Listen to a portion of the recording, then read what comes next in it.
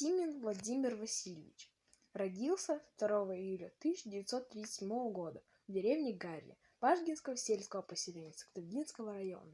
Советский и российский комик-писатель и сценарист, народный поэт республики, заслуженный работник культуры Российской Федерации. Учился на филологическом факультете Коми Государственного пединститута. Работал в отделе языка и литературы. Регулярно выезжал на фольклорные экспедиции. Поэт, одаренный глубоко самобытный, Тимин получает известность в 70-е годы.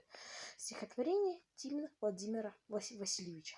Не золотится день закатом, не золотится день закатом, студенным ветром даль волна, и бесконечным перекатом гуляет в сысоли волна. Просить не стану, солнце брызни, пусть непогоду шлет тиман, ведь сам плыву я в лодке жизни сквозь ветер, волны и туман. Не тешится ни время грустью, доплыть хватило бы минут. С тобой сысло до устья, другие дальше поплывут.